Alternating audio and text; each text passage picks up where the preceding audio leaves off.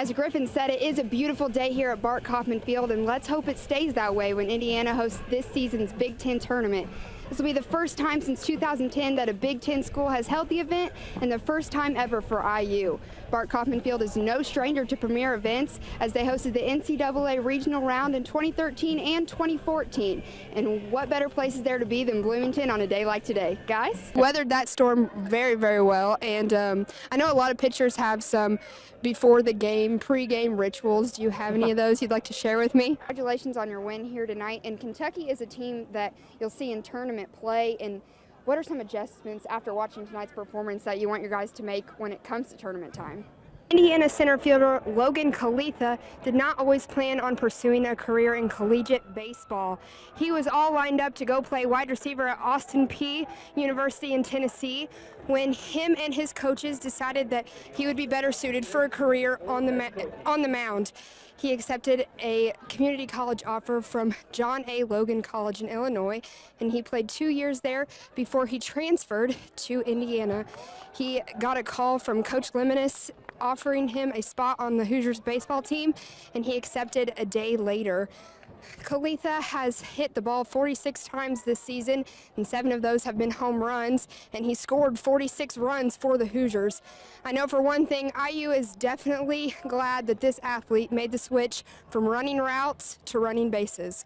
The Hoosiers have been able to find a rhythm on offense, but their defense might be the bigger story this season. Indiana boasts an NCAA best with 10 shutouts through 12 games. Their 6th straight shutout came against Penn State, and that was a program record for the Hoosiers. Before the beginning of this game, they have not had a goal scored on them in 599 minutes of play, and a lot of this is credited to goalie Trey Muse. He's only allowed 2 goals through 12 games.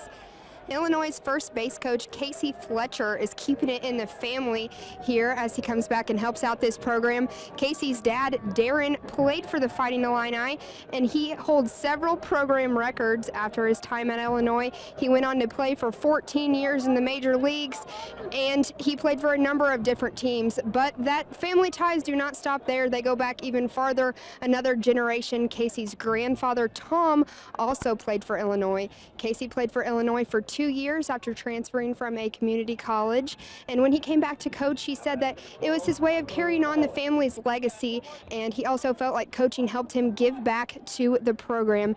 Back to you guys. To be the game-winning goal. Nora, how does this feel for you as a player and for your team to get this win against this ranked team? Both of these teams have struggled as of late. Coach Lemonis says he knows that the feeling of a loss lingers, and he's hoping that his guys can take the good energy they had in practice this week and transfer it to the field. He also spoke on Thursday about how the Hoosiers are simply beating themselves. They're giving away uncharacteristic errors on the mound and in the field. He called these errors freebies, and he knows that this team could be playing better baseball, and he wants them to be able to get back to that good baseball that they're capable of. Coach Lemonis thinks that good baseball is right around the corner for IU. Both of these teams here tonight have the chance to right the ship, and we'll see them do it here at Bart Kaufman Field. Back to you. Indiana comes into today's matchup against number 6th ranked Northwestern Wildcats with a record of 6-6 on the season. 5 of those 6 losses have come to ranked opponents. Earlier this week, Coach Janney expressed the need for a statement win and how that would help the Hoosiers tremendously in postseason play. We'll see how the Hoosiers fare today against Northwestern's high-powered offense and if they can get that statement win. Back to you. Got to have Griffin Dorsey back tonight after his 2-game stint with the U18 team. But who is a player in his absence that stepped up and impressed you? Coach, your team has held tough on the defensive end today. What improvements do you want to make in the second half to give them a little bit of a break? Yeah. Indiana senior Craig Dedelo was drafted to the MLB in the 34th round by the Pittsburgh Pirates after his junior season. He decided to forego the start of his professional career and return to Indiana baseball. When asked whether or not he was ready to go pro, he said he wasn't 100% bought into the idea and it just wasn't the right time. Dedelo led the Hoosiers last season in plate appearances and batting average, and his coaches and teammates were very happy to have him and his senior leadership back this season. Luke and Eddie have been talking today about San Francisco, how they've been on the rebuild, and on the rebuild they have been since the hire of Coach Eddie Soto. Soto said that when he came into this program, he really inherited a mess, and his goal was to create a new identity and a new culture. A year ago, they played Stanford and beat them, and Stanford would go on to be the national champions. Soto said that was when people really started to see a change in the program, and that win was encouraging for fans, alumni, and MLS coaches. Today, we've seen them play competitively against Indiana, but Soto said he doesn't care so much about non-conference games. What he's really looking for is conference wins, and he's using their non-conference schedule as a tool to get them ready and help them be competitive when it comes to conference play. Guys? Northwestern boasts one of the best offenses in the Big Ten with 52 total goals scored, second only to Penn State's 60. Northwestern has a lot of players that can score. 7 athletes have at least 4 goals, and 4 of those athletes have 6 goals. Leading the charge for the Wildcats is Isabel Flins. She has 6 goals in the last 4 games, including a hat trick last weekend against the Drexel Dragons. Back to you. The Hoosiers struggled to score last season, but not for lack of trying.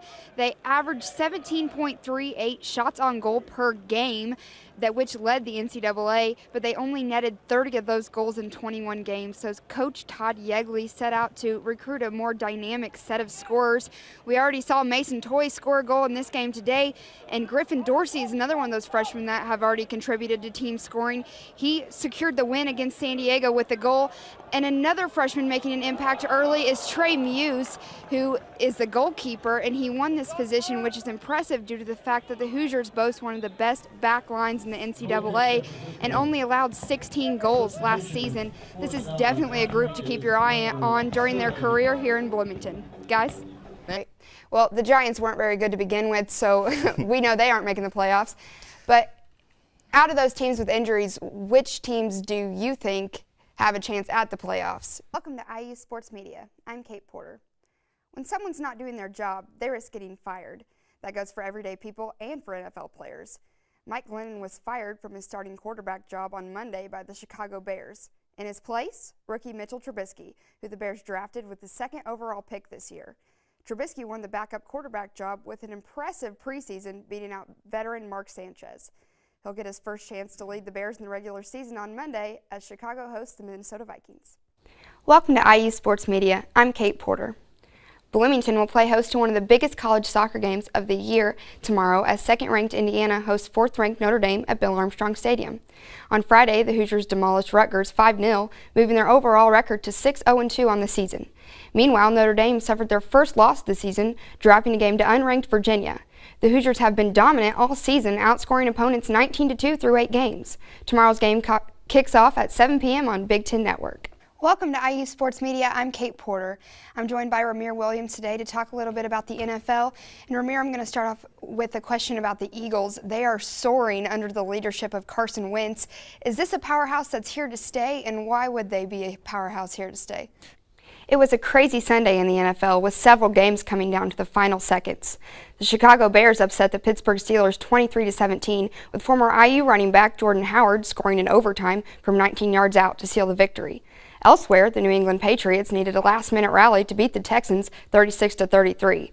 The Falcons won in Detroit after the Lions had a game-winning touchdown called back, and the Eagles beat the Giants on a 61-yard field goal as time expired. We'll be back with more sports after these messages. For IU Sports Media, I'm Kate Porter. Clear? And we saw another injury. Houston Texans quarterback Deshaun Watson went down with an ACL tear in practice. So that means the AFC South is once again up for grabs. What team do you see finishing that division in first place? Well, there are question marks all over the NFL, and it's always unpredictable, but that's why we love it, right? Thanks for joining us here at IU Sports Media. I'm Kate Porter.